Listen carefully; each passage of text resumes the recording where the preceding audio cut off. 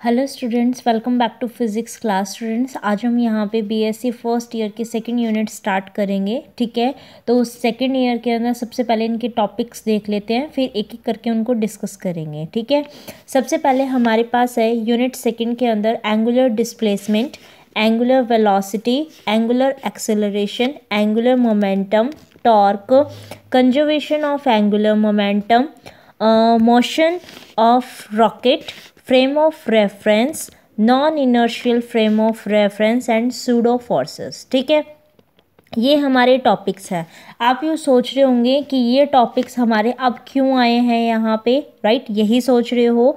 वो इसलिए आए हैं क्योंकि इससे नेक्स्ट जो चैप्टर है उसके अंदर मोमेंट ऑफ इनर्शिया है। ठीक है, जिसने थोड़ा बहुत भी मोमेंट ऑफ इनर्शिया क्लास में पढ़ा होगा उसको ये पता होगा कि मोमेंट ऑफ इनर्शिया के अंदर एक सिस्टम, एक एक्सिस के थ्रू हम क्या करवाते हैं, रोटेट करवाते हैं। तो उस रोटेशन के अंदर हमारे पास वहाँ पे क्या आता है, टॉर्क, या फिर हम ये सारी चीज़ें जो एंगुलर यानी कि सर्कुलर फॉर्म में किसी पर्टिकुलर एंगल में करके हम उसको बताते हैं। ठीक है, तो यहाँ पे वही चीज़ के लिए कि कोई चीज़ अगर रोटेशन, क्योंकि यहाँ पे क्या हो रहा है कि मास जो है वो हमारे पास इस तरीके से पर्टिकुलर एक्सिस में रोटेट करवा रहे हैं। ठीक है, जिसका हमारे पास यहाँ से यहाँ तक का कोई भी डिस्टेंस हमारे पास उस पार्टिकल का हो सकता है। तो उसी से ही हमने क्या की है, एक अपनी सेकेंड यूनिट तैयार करी है। उसके अंदर हम क्या कह रहे हैं कि हमें ये देखना है कि अगर हमारे पास कोई पार्ट, देखो ये जो चीज़ हम एंगुलर की फॉर्म में लेके चल रहे हैं, एंगुलर का मतलब क्या है, वो कोई पार्टिकल है, वो रोटेशन की वजह से ये सारी चीज़ें देखे जा रहा है। ठीक है, हम क्योंकि पहले क्या है, जो आपका सिंपल आपका कोई पार्टिकल मूव करता है, सिंपल कोई पार्टिकल अगर मूव करता है तो हमारे पास ये स्ट्रेट उसका जा रहा है, तो हम उसको क्या बोलते हैं, उसका डिस्प्लेसमेंट बोल देते हैं। ठीक है, अगर हमारा डिस्प्लेसमेंट चेंज हो रहा है विद रिस्पेक्ट टू टाइम तो हम उसको वेलोसिटी का नाम दे देते हैं। अगर हमारी वेलोसिटी चेंज हो रही है विद रिस्पेक्ट टू टाइम तो मैं उसको एक्सेलरेशन का नाम दे देती हूँ। ठीक है, और अगर हमारे पास कोई भी फोर्स हम जो लेके चलते हैं, जो कि dp/dt से आ रहा था, अगर इस फोर्स की भी मैं क्या करवा दूं, रोटेशन करवा दूं, तो ये फोर्स किसमें चेंज हो जाएगा बेटा, टॉर्क में। ठीक है, और अगर मेरे पास ये जो लीनियर मोमेंटम था, अगर लीनियर मोमेंटम की मैं क्या करवा दूं, रोटेशन करवा दूं, तो मेरे पास क्या आ जाता है, वहाँ पे एंगुलर मोमेंटम आ जाता है। इसका मतलब जो हमने स्टार्टिंग में 11th या 12th क्लास, आपके 11th क्लास में काइनेमेटिक्स के अंदर पढ़ा था, सिंपल आपके डिस्प्लेसमेंट पढ़ी, फिर वेलोसिटी पढ़ी, फिर आपने एक्सेलरेशन पढ़ा, फिर आपने फोर्स पढ़ा, फिर मोमेंटम पढ़ा, फिर फोर्स पढ़ा, है ना, ऐसे चले थे। अब मैं एक एक करके इन्हीं सारी चीज़ों का क्या करवा रही हूँ, रोटेशन करवा रही हूँ। रोटेशन चल रहा है तो पर्टिकुलर किसी एंगल से तो चलेगा। सपोज आपने कोई क्या कर रखा है, एक सर्कुलर फॉर्म ले रखा है, यहाँ से ये मेरे पास था, अगर मैं यहाँ से लेके यहाँ तक चली गई, इसका मतलब थीटा आपका इतना हो गया, लेकिन आप तो यहाँ से यहाँ तक चले गए ना किसी पर्टिकुलर टाइम में, तो ये क्या हो गई, आपकी डिस्प्लेसमेंट करके हो जाएगा। और अगर हमारे पास ये कितना था, आपका displacement d theta with respect to time बता रही हूँ, तो ये मेरे पास क्या आ जाएगा, आपका एंगुलर डिस्प्लेसमेंट, एंगुलर वेलोसिटी आ जाएगी। ठीक है, डिस्प्लेसमेंट तो डी थीटा की फॉर्म में आप बता सकते हो सिंपली कि थीटा जो आ गया आपका, वो ही क्या है, आपका डिस्प्लेसमेंट बता रहा है एक तरह से तो। लेकिन change in displacement with respect to time, जैसे आपने फिर से ये थीटा कर दिया, तो चेंज कितना कितना होता जा रहा है आपका theta with respect to time, वो कितनी हो जाएगी, अपनी एंगुलर वेलोसिटी आ जाएगी। ठीक है, फिर change in angular velocity with respect to time कितना आ जाएगा, आपका एंगुलर एक्सेलरेशन आ जाएगा। फिर आपने एंगुलर एक्सेलरेशन का बता दिया, फिर मैंने क्या बताया था, मोमेंटम। अब मोमेंटम का आपका क्या करवा दिया, मैंने रोटेशन करवा दिया मतलब मोमेंटम का आपका रोटेशन करवा रही हूँ मैं, तो वो कितना हो जाएगा, आपका एंगुलर मोमेंटम दे जाएगा। और अगर फोर्स आप जो dp/dt से निकाल रहे थे, अब आपका p क्योंकि किस में रोटेशन की चेंज होकर किस में आ गया, l में, तो इसीलिए फोर्स भी रोटेशन में चेंज होकर किस में आ जाएगा, टॉर्क में आ जाएगा। तो इसका मतलब ये सारे के सारे जो टॉपिक्स है आपके यहाँ से लेके आपके टॉर्क तक के, ये सारे के सारे क्या है, लिंक्ड है आपस में, है ना।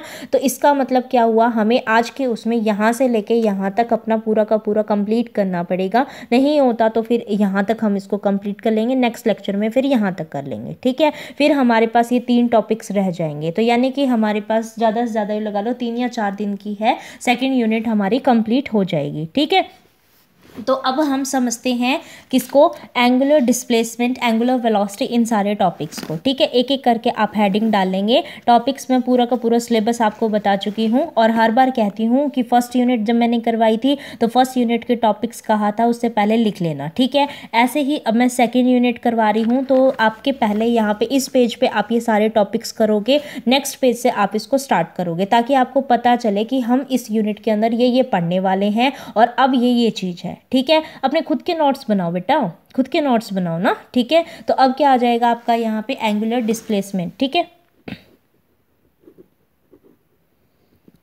अब करो एंगुलर डिस्प्लेसमेंट। एंगुलर डिस्प्लेसमेंट के बारे में करना है, मैं बिल्कुल इजी लैंग्वेज के अंदर इसको लिखवा रही हूँ। ठीक है, आप बिल्कुल इजी लैंग्वेज के अंदर इसको लिखोगे और उसको समझोगे। एक बारी नोट्स जो मैं बनवा रही हूँ उसको बनाइएगा। कभी अभी आप यूँ सोचो कि हाँ अपने नोट्स बनाने हैं तो आप फिर से कन्फ्यूज हो जाओगे कि क्या लिखना है क्या नहीं लिखना है। ठीक है, क्योंकि अभी आप 12th क्लास से आप यहाँ पे आए हो BSc में। ठीक है, अगर आप प्रॉपर वे से नहीं लिखोगे, ठीक है, तो मार्क्स आपके कम हो जाएंगे। और आपको ये चीज़ तो पता ही होगा कि यहाँ पे आपके 11th 12th क्लास की तरह एक एक क्लास के मार्क्स नहीं आपके होने हैं, पूरी डिग्री आएगी 3 साल की। ठीक है, 3 साल की BSc first second and final year की। अगर फर्स्ट ईयर में मार्क्स कम हो गए तो बिल्कुल ये मत सोचना आप सेकेंड और फाइनल में उसको क्या कर सकते हो, बढ़ा सकते हो। बिल्कुल नहीं बढ़ेंगे बेटा, बिल्कुल नहीं बढ़ेंगे, क्योंकि आपका जो आगे आते जा रहे हैं वो थोड़े से वैसे उसमें है। ठीक है, तो जब तक आप मतलब आगे उसमें क्या करते जाना, अपने आप को बढ़ा के चलोगे तो 1-आधा% बढ़ेगा,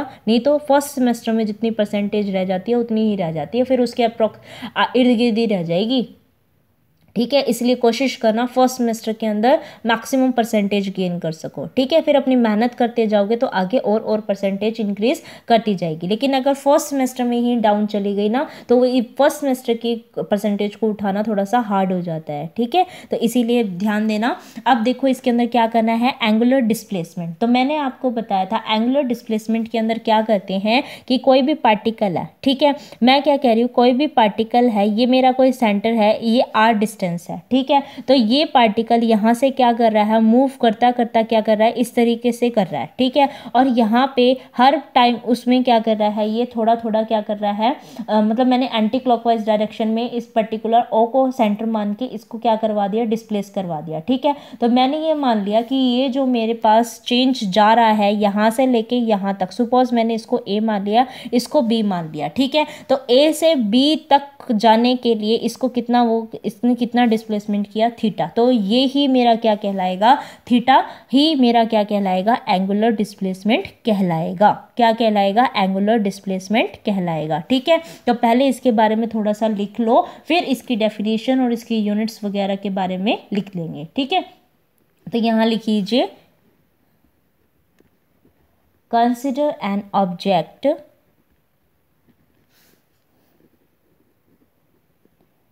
moving along a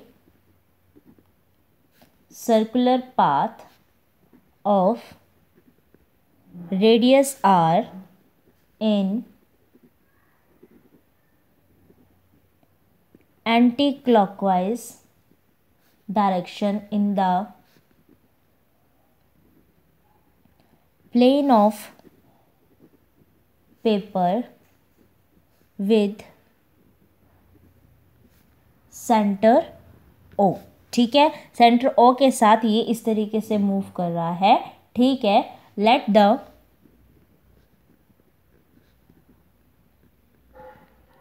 position of object changes from A to B in time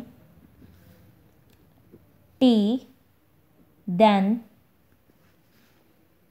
theta is equal to arc by radius is equal to, arc कितनी हो गई अपनी AB अपॉन में रेडियस कितनी हो गई r। here theta is angular, here this theta is angular displacement। ठीक है, इसी थीटा को क्या बोलते हैं, एंगुलर डिस्प्लेसमेंट बोलते हैं। अब इसकी डेफिनेशन भी लिखना है, ठीक है। ये मैं आपको बना चुकी हूँ, यही आपको बनाना है, ठीक है। So definition of angular displacement can be given as the angle traced out by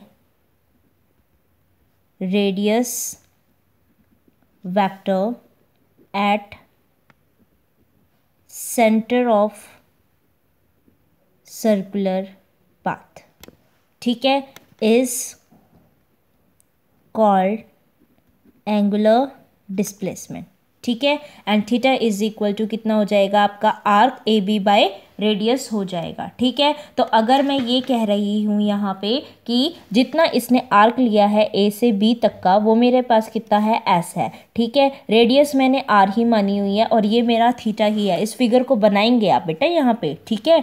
तो हमारे पास जो थीटा है, आर्क कितनी हो गई, एस, और ये कितना हो जाएगा, आर, ठीक है। तो थीटा इज इक्वल टू कितना हो जाएगा आपका एस बाय आर हमारे पास हो जाएगा, जहाँ पे एस क्या है आपका लीनियर डिस्प्लेसमेंट और आर क्या है आपका radius of the circular path. तो इसको भी हम यहाँ पे लिख लेते हैं, ठीक है। इसको नोट डाउन कीजिएगा। Where S is linear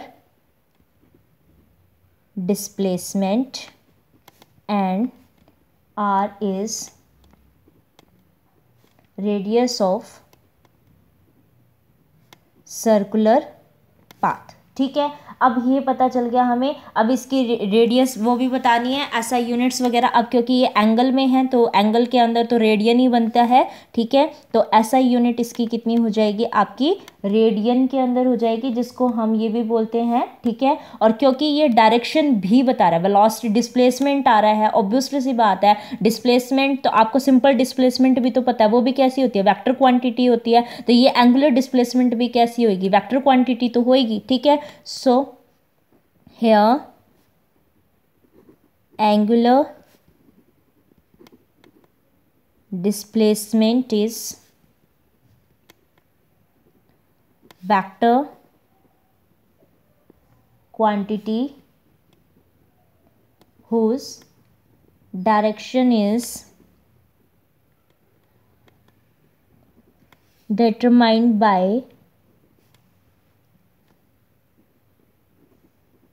right hand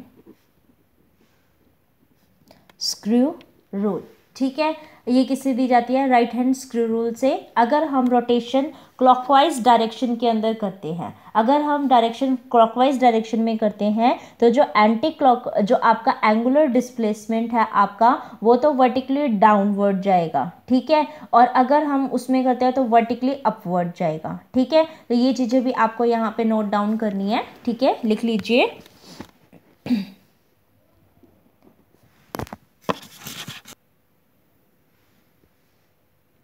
If the rotation is in